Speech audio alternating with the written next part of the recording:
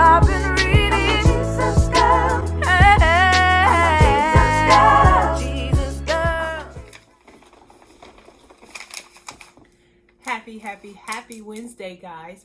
You know, I am hoping that you are having a fantabulous day. I hope that your week up to this point has been rocking this entire planet. And I hope you out here not letting nobody kill your vibe or steal your joy. And why do I say that? Why am I trying to remind you of that? Because I want you to remember always that your attitude, reactions, and responses, everywhere you got to go, everybody you have to be around, and whatever you have to do is in your control. You get to set the tone of your day. You get to set the attitude of your day. You get to set the energy that you are going to be putting out here. It's you, on you. So that means that we are not finna let anybody kill the vibe, steal the joy. And if sometimes it is a struggle, I'm not gonna sit here and act like it's Mary Poppins running around here. Sometimes it's hard. Sometimes you're in pain. Sometimes you have some kind of difficulty or hardship. Sometimes you just can't even stand yourself. And that is when we flip through the Rolodex of our mind. We grab a hold of those things to be grateful and thankful for, because gratitude shifts any mood. I promise you, try it, boo-boo, and see what it will do for you. So, I am going to be talking a couple of weeks about coping mechanisms. I want to talk about coping mechanisms because I believe it's not just the events and things that is happening to us that are the problem. I believe is how we cope with them as well. That's a huge problem. I would be remiss if I did not say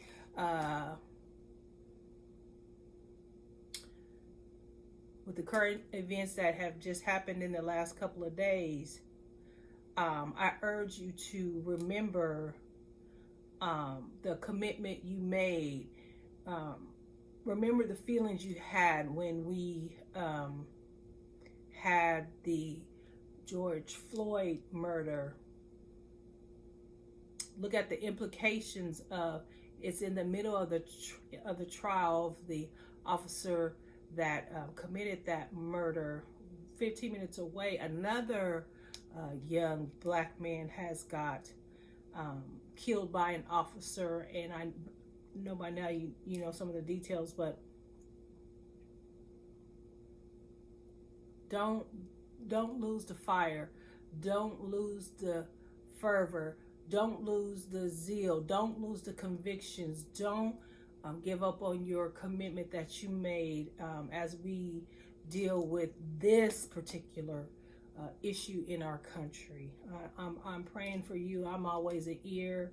I'm an arm, to hug. This is hard. This is hard. And some of our brothers and sisters of different ethnicities, you will never understand the weight and how hard this is as we deal with this over and over again, but we continue to show up in this country as productive citizens, as people that are not giving back the hate we're giving. So anyway,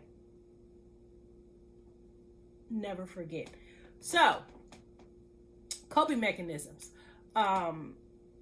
It's not just the events, guys. It actually is how we cope with them that's the problem. And most coping mechanisms are cool,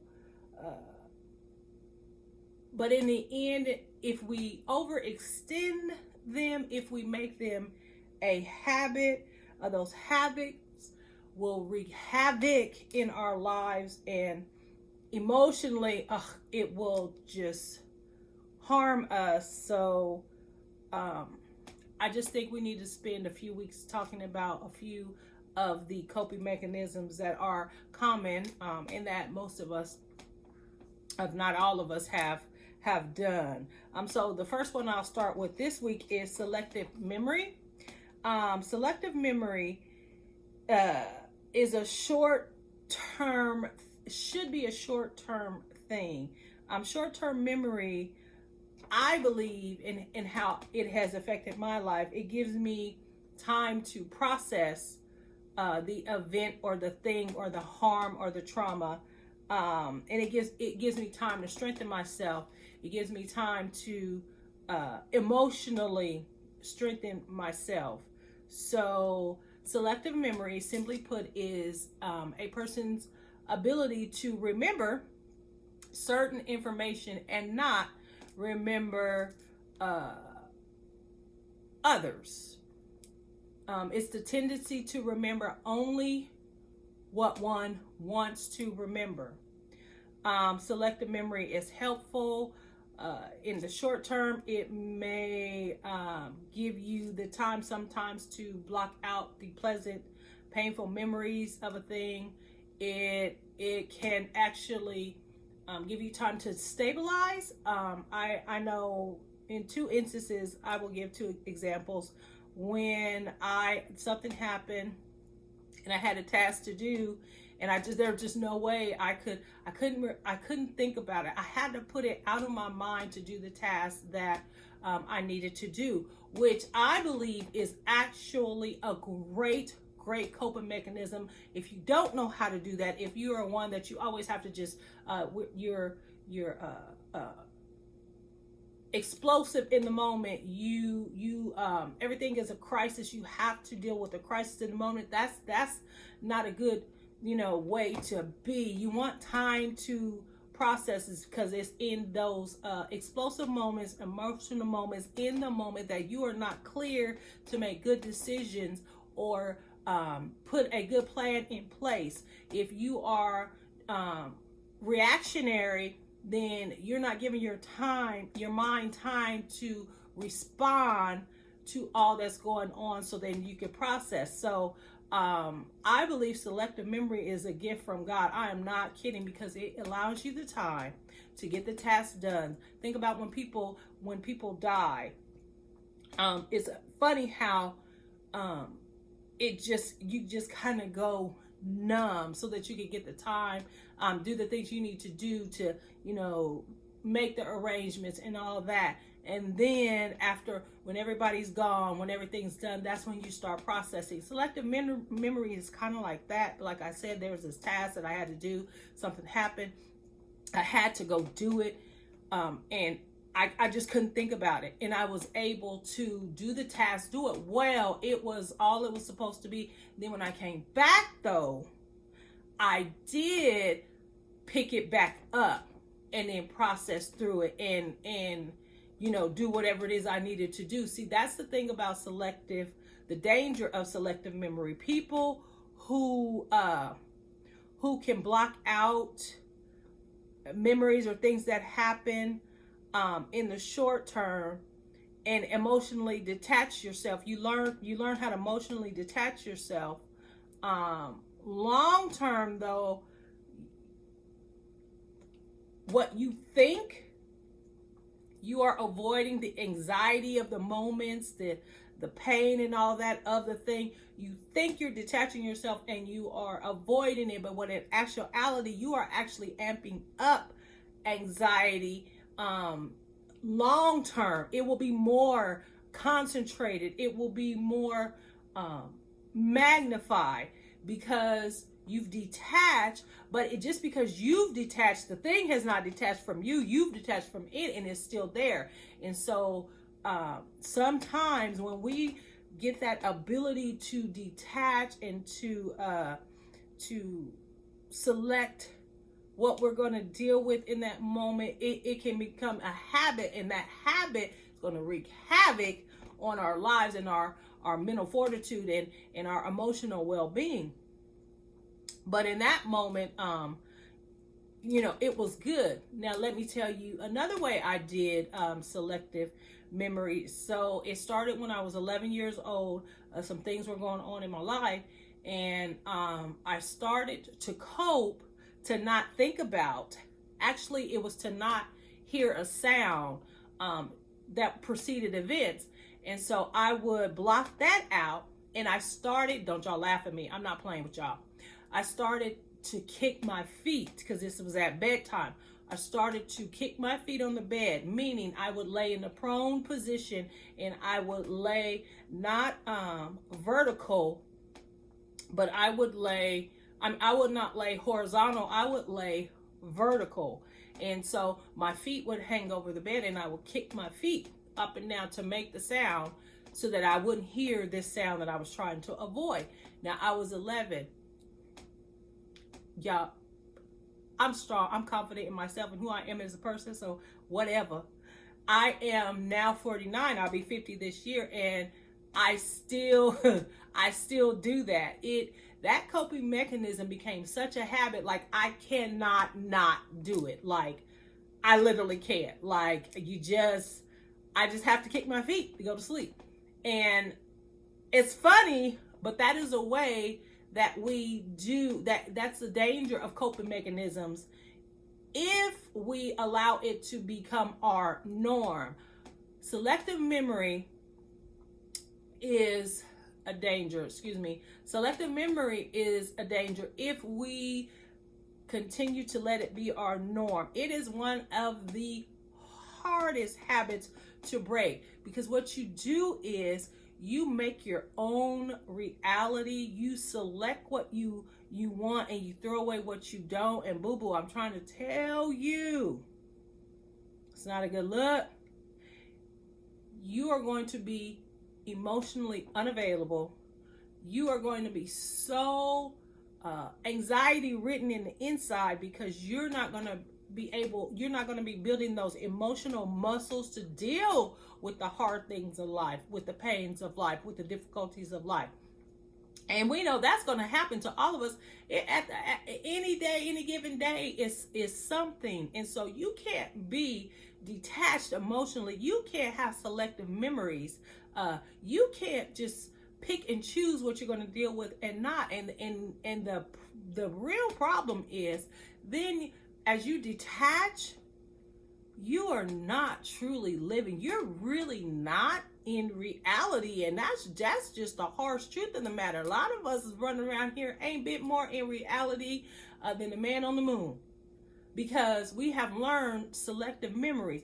We keep repeating cycles because we are picking and choosing what we want to remember about stuff instead of the whole truth. We're selecting the parts we like. We're writing the story how we want it to be, and it wasn't like that at all. You ain't in reality. And so you continue to make the same mistakes, the same move, the same choices over and over again. What we need to do is stop, deal with whatever, one thing at a time. Start remembering some stuff. Y'all, ain't nothing. You don't fall into that bull crap about the past is the past. Yeah, the past is the past, and we don't live there, but we sure as hell need to remember so that we don't repeat and go back there. So I'm just saying, we're not parking in it, y'all. We're not living in it, but we got to really, really be in reality, in truth, and not selectively remember what we want to remember. That causes issues because we will repeat because we haven't dealt with a thing. I'm telling you, we're going to be 49 years old kicking our feet. So please just think about that. Think about, are you one who is using selective memory, this coping mechanism, great as it is, as a crutch, as a way to check out of life, as a way to not deal? Yes, it protects you. It eases some of the shock of moments. It's a barrier so that we don't destruct mentally, but it is only supposed to be short term. There's nothing, I mean nothing, I don't care what it is, how painful, how raw, how whatever, that you cannot deal with. There's nothing that can happen that you can't deal with. Yes, you might have to process. Yes, you need help and healing, and you got to deal, but there's nothing stronger than your ability. And I think we bought into the lie that it is, and that's just not true, guys. Look at what you survive daily. Look at what our culture is. Look at the pressures. Look at we go through a whole pandemic, and we're all still here. We're all We are all pivoting and making moves. So don't tell me we can't do what needs to be done. You can always do what needs to be done. Now, I caution you, you do need to do it with wisdom. Some people need to do it with help. But man, please do this, because this detachment for life gives us no value for life. And if you don't have a value for life, we are seeing the ramifications of that. If you don't have a value for life, then how would you feel the joys? How are you going to be emotionally intelligent? How are you really going to be able to experience life if you're selectively living pieces? This thing is a whole shebang. You got to take the good with the bad, sunshine with the rain, and you're able to do it. We're able to do it. And that's what makes life lit. You guys be blessed. It's now time for Ask Pastor Payne. Remember, you can put your question in the comment. You can DM me. You can call me. You can text me. And you will be a guest on the show. Have a fantabulous rest of the week, guys. Bye-bye.